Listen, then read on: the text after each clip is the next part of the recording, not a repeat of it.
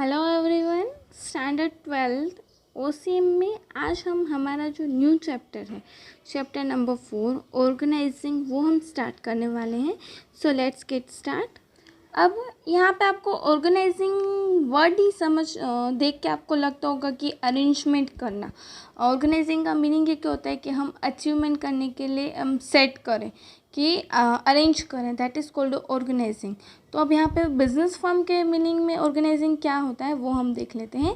The goal of organising is set by planning. अब यहाँ पे हमारे गोल्स जो हैं वो किस ऑर्गेनाइजेशन के गोल्स किससे स्टार्ट होते हैं? प्लानिंग से।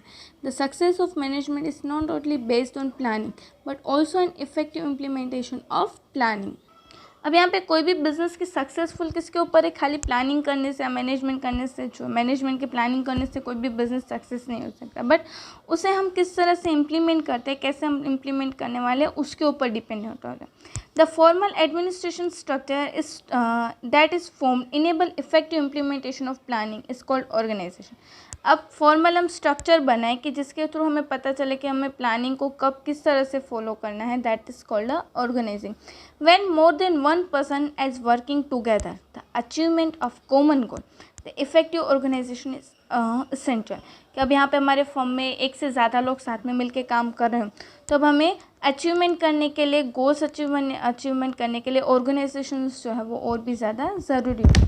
The success of goal achievement of any unit work depends on the proper division of work, distribution of authority and responsibility, delegation of authority amongst the employees, etcetera. अब यहाँ पे कोई भी बिजनेसफुल जो है कि कोई भी सक्सेसफुल इन गोल्स अगर हमें अचीव करने, तो वो किसके ऊपर डिपेंडेंट है कि अगर हम प्रॉपर डिविजन्स जो हैं वो वर्क के करें, अथॉरिटी एंड रिस्पॉन्सिबिलिटी को हम प्रॉपर जो है वो डिवीज़न कर सकें, डेलीगेशन जो अथॉरिटी के हम कर सकें, ये सारी चीज़ों के ऊपर डिपेंडेंट होता है। The objective which are determined at the time of formation organisation process are mathematically applied for the same organising is inevitable.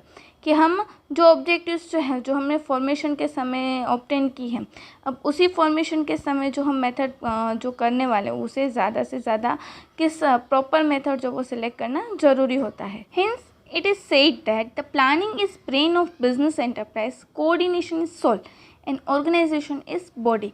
कि अब यहाँ पे प्लानिंग क्या है? कोई भी बिजनेस के लिए उसका माइंड है, ब्रेन है, दिमाग है, और कोऑर्डिनेशन उसकी सोल मतलब कि उसकी आत्मा है, और ऑर्गेनाइजेशन क्या है? उसकी बॉडी है। कि हम प्लानिंग मतलब कि हम हमारे दिमाग से काम करते हैं, कोऑर्डिनेशन मतलब हम हमारे दिल से काम करते हैं, बट ऑर्गेनाइजेशन मतलब कि हमारी पूरी बॉडी के हम किस तरह से काम कर रहे हैं वो। अब हम यहाँ पे ऑर्गेनाइजेशन का मीनिंग देख लेते हैं। The structure form in order to the enable delegation of authority and responsibility towards the people, activity engage for the common goal is organising. अब यहाँ पे क्या करते हैं? हम स्ट्रक्चर बनाते हैं कि जिसके थ्रू हम ऑथोरिटीज़ जो है कि हमारे पास जो पावर होता है उसे हम डेलीगेट कर दें, मतलब कि डिस्ट्रीब्यूशन करने के लिए, लोगों के बीच में डिस्ट्रीब्यूशन करने के लिए जो हम स्ट्रक्चर बनाते हैं, दैट इज़ कॉल्ड ऑर्गेनाइजेशन। अब यहाँ पे उसकी डेफिनेशंस आपको दी गई है। As per Chester I Barnard, the activity conducted by the cooperation of two or more people and their coordination is called organization। कि अब यहाँ पे एक्टिविटी जो दो कोऑपरेशन के साथ, दो लोगों को साथ में मिलकर जो हम काम करते हैं, और उसे क्या कहते हैं, और उस कोऑर्डिनेशन को क्या कहते हैं? हम ऑर्गेनाइजिंग। कि जब एक से ज़्यादा लोग साथ में मिलकर काम करते हैं और वो काम करने के बाद जो हम स्ट्रक्चर बनाते हैं कि साथ में मिलकर काम करें, that is called organising. As per Louis Allen, organizing is the process of identifying and classifying the work to be performed, defining and delegating responsibility and authority, and establishing relationship for the purpose of enabling people to work most effectively together in accomplishing objectives।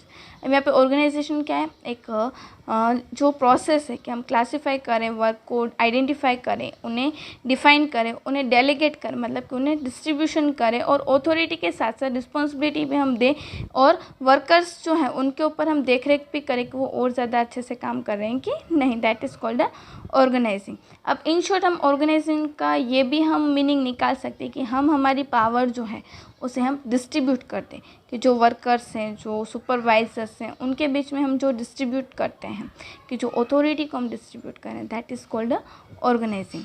अब यहाँ पे आपको उसका एक concept दिया हुआ है। It is inevitable to have efficient organisation for an effective administration and management process. अब यहाँ पे क्या है कि हम अगर हमारा बिजनेस जो है वो एडमिनिस्ट्रेशन अगर हमें प्रॉपर अच्छे से चलाना है तो उसके लिए हमें क्या करना चाहिए, इफ़ेक्टिव ऑर्गेनाइजेशन होना चाहिए, इफ़ेक्टिव मैनेजमेंट होना चाहिए, और ये सारी चीज़ों के लिए हमें क्या चाहिए, प्रॉपर ऑर्गेनाइजेशन स्ट्रक्चर हमारा होना चाहिए।